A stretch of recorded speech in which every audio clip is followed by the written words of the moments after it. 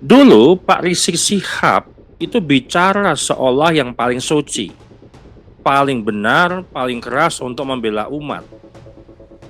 Tapi hari ini publik justru bertanya, kenapa hampir semua tokoh nasional itu pernah dihina?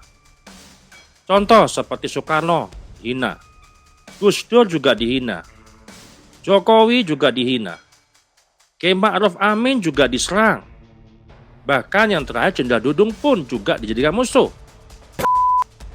Dan ironisnya, semakin keras Pak Rizik Syihab menghina orang lain, terutama tokoh nasional, semakin keras pula gelombang hinaan yang balik datang menghantam dirinya sendiri. Kalau dulu Pak Rizik dielu-elukan, sekarang jadi bahan meme. Dulu dipuja sebagai simbol perjuangan Islam katanya. Sekarang jadi bahan bully nasional di media sosial. Ini bukan lagi soal setuju atau tidak setuju dengan Pak Rizik Syihab. Ini tentang satu pertanyaan besar. Apakah publik sedang menyaksikan efek sosial dari politik kemarahan yang dipelihara bertahun-tahun? Karena sejarah selalu punya cara yang sendiri, cara yang aneh untuk membalasnya. Dan kadang karma politik itu tidak datang lewat pengadilan, tapi lewat runtuhnya wibawa di mata publik.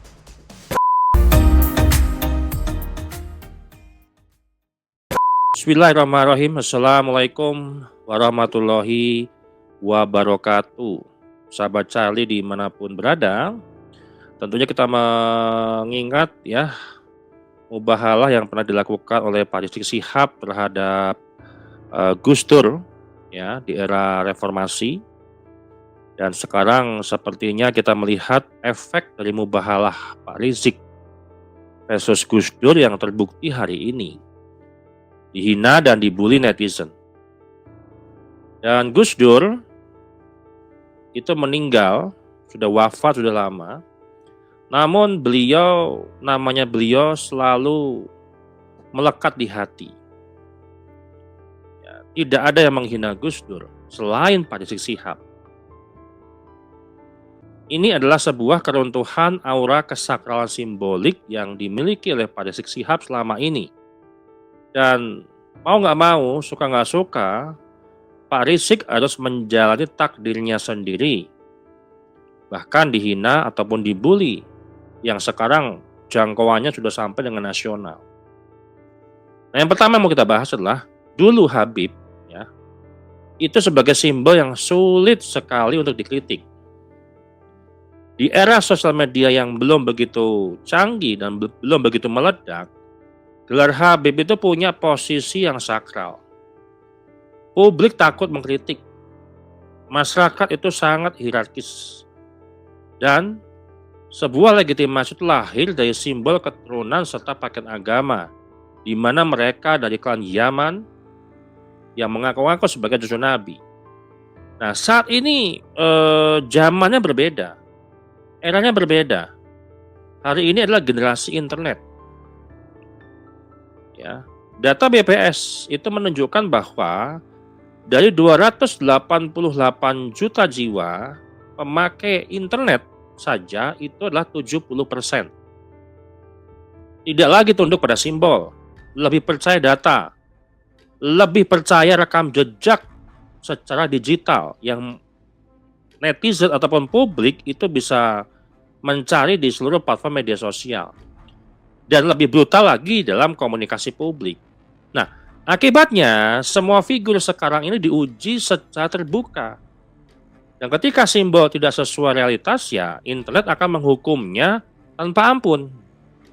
Nah, yang jadi pertanyaan besar yang ingin saya bahas di sini, kenapa sekarang netizen itu berani membuli?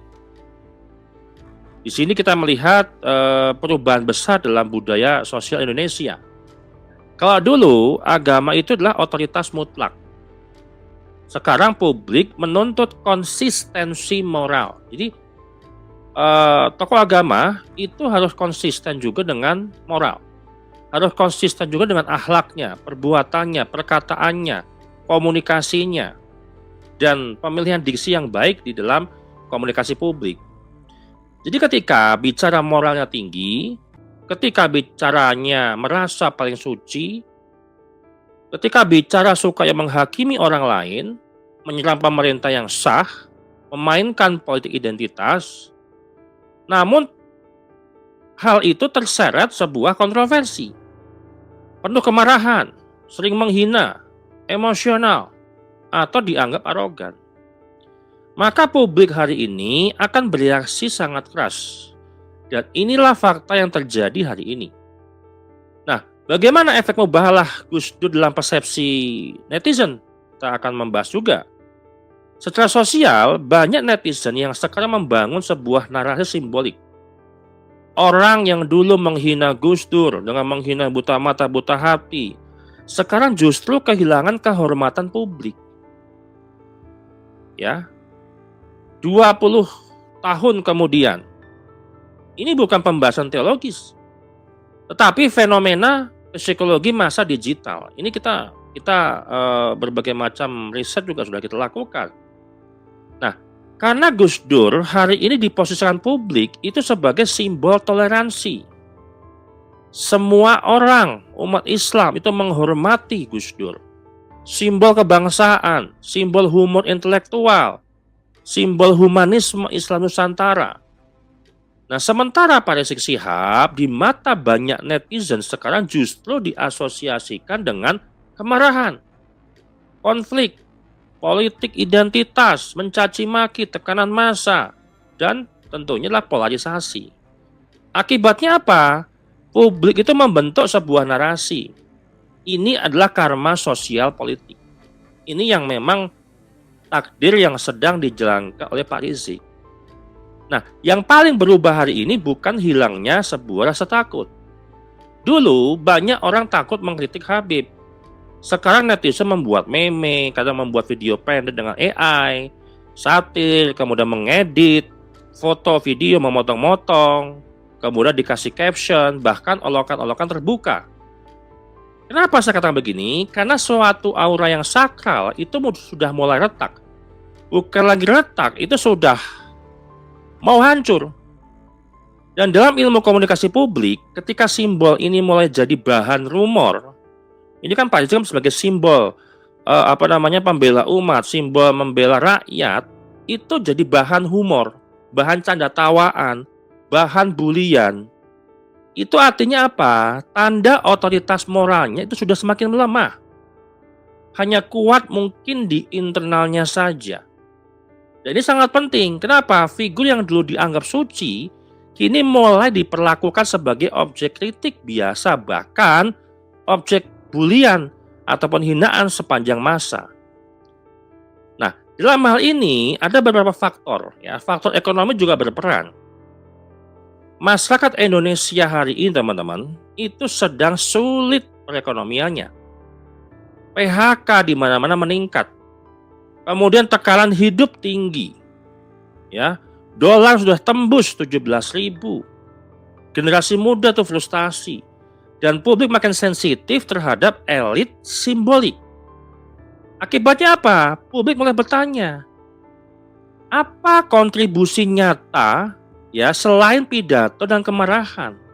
Kalau kita translate, kalau kita terjemahkan maksudnya publik, apa kontribusi nyata Pak Rizik dengan pidato dan kemarahan, entah itu klarifikasi, menanggapi dan sebagainya macamnya di dalam kondisi perekonomian rakyat hari ini? Dan ketika muncul sebuah kesan, merasa paling mulia, paling berjasa, paling benar, ya, tetapi tidak memberi solusi konkret, ya, resistensi publik juga makin besar. Termasuk kemarin disampaikan Wali Songo itu adalah ulama Yaman, kakek-kakek leluhur Wali Songo itu orang Yaman. Mereka menyebarkan Islam di Indonesia, di Nusantara. Harusnya kalian berterima kasih atas kontribusi kami. Artinya apa? Merasa mereka selalu berjasa, paling mulia, paling benar, ya. Dan publik udah nggak butuh itu hari ini karena memang dalam faktor ekonomi mereka juga susah. Masyarakat juga sekarang lebih penting terhadap perekonomian rakyat. Bosan dengan pidato-pidato yang penuh kemarahan, penuh provokasi, kemudian nyuruh perang sana sini, tapi dampak kepada umat itu nggak ada. Nah, sekarang netizen lebih menyukai tokoh yang membumi. Lebih suka tokoh yang santai, humoris, ya, kemudian sederhana. Kalau misalkan ada podcast juga suka ketawa, suka bercanda, nasionalis, tidak marah-marah, tidak merasa paling suci. Maka figur seperti Gus Dur tetap dicintai sepanjang masa, lintas generasi. Sedangkan Pak Rizik menerima karma, dihina sepanjang masa. Sementara gaya komunikasi seperti Pak Rizik yang keras, emosional, mengancam, penuh amarah, gampang menyalahkan orang, adu domba, provokasi. Sekarang itu mulai ditinggalkan publik digital dan generasi digital hari ini. Nah, ketika semua itu yang dari awal kita jelaskan tadi, kemudian kita sangkutkan kepada polemik nasab yang mempercepat keruntuhan citra, maka ketika dulu orang bilang gelar Habib itu otomatis harus dihormati karena mereka dianggap sebagai cucu Nabi, sekarang itu publik justru meragukan dan bertanya, kalau cucu Nabi ya mana buktinya, sejarahnya mana, validasinya apa, kenapa kok anti kritik? Ketika polemik nasab bertemu dengan kasus lama, kemudian bertemu dengan politik identitas, kemudian bertemu dengan penghinaan terhadap presiden, kemudian konflik sosial, maka yang terjadi itu adalah ledakan legitimasi simbolik. Inilah mengapa bullying masih dikategorikan publik itu makin masif di sosial media. Ya, karena memang algoritma sosial media itu menyukai hal konflik, satir, meme, kemudian ironi, dan ada sebuah momen jatuhnya figur besar. Semakin figur itu dulu dianggap sakral, semakin viral juga ketika dia jatuh. Dan hari ini Pak Rizik itu mulai mengalami itu. Jadi kalau kita ambil kesimpulannya, ya, beberapa tokoh-tokoh juga banyak yang dihina, ya, seperti contoh misalkan dulu Soekarno, ya, konfliknya itu adalah kelompok garis keras sering menyerang warisan nasionalisme Soekarno dan menuduh era Soekarno dekat dengan komunisme, ya, karena sejarah PKI pada masa itu yang membuat dampak sosial di mata kelompok nasionalis serangan dianggap serangan terhadap Soekarno. Kemudian kasus Gus Dur, Pak Rizik pernah melontarkan narasi keras terhadap Gus Dur, termasuk pernyataan yang dianggap menghina kondisi fisik Gus Dur. Ya, bahkan kalau ada penyanyi yang tidak berpakaian depan Gus Dur, maka tidak salah. Artinya itu penghinaan terhadap ulama Nusantara. Kemudian Pak Jokowi, ya, Pak Jokowi itu menjadi puncak polarisasi politik identitas 2012. Narasi anti pemerintahan, anti rezim, hingga memframing kriminalisasi ulama terus yang dimainkan oleh pihak-pihak FPI dan Pak Rizik Shihab. Bahkan menyebut presidennya dan istananya Dajjal dan seterusnya. Sampai-sampai Kiai Ma'ruf Amin pun juga dihina belakangan ini. Menjadi sasaran kritik keras ketika memilih jalur politik yang berbeda. Yang terakhir juga Jenderal Dudung, ya, yang menyebut Jenderal Baliho. Ya, padahal konflik Pak Dudung itu dengan FPI yang menjadi simbol benturan nasionalisme negara versus politik masa jalanan. Nah, Pak Dudung itu kan terkenal karena penertiban baliho dan sikap keras terhadap simbol-simbol FPI. Itu yang dilawan, itu yang membahayakan bangsa dan negara. Tapi dihina sama Pak Rizik Shihab. Nah, jadi kesimpulan yang bisa kita sampaikan di sini bahwa apa yang dialami oleh Pak Rizik Shihab, ya, itu adalah bagian dari karma yang harus Pak Rizik terima dan Pak Rizik jalani hari ini. Sekarang kalau kita hitunglah berapa yang masih menghormati ataupun memuliakan Pak Rizik sebagai cucu Nabi. Dan ini sebenarnya bukan sekedar Rizik dihina oleh netizen, katakanlah seperti itu, tapi sebuah perubahan besar budaya otoritas di Indonesia. Dari sebuah otoritas simbolik ya, berbasis keturunan nabi, kultus figur, menuju kepada otoritas rekam jejak. Publik itu bisa melihat rekam jejak tokoh itu dari masa ke masa dengan kemajuan zaman digital hari ini.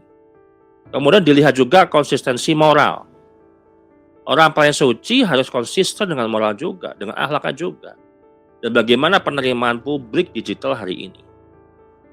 Oleh karena itu, publik itu mulai berani mengatakan, gelar, pakaian, dan simbol agama itu tidak lagi otomatis membuat seseorang dihormati. Kenapa? Karena era internet telah mengubah semuanya.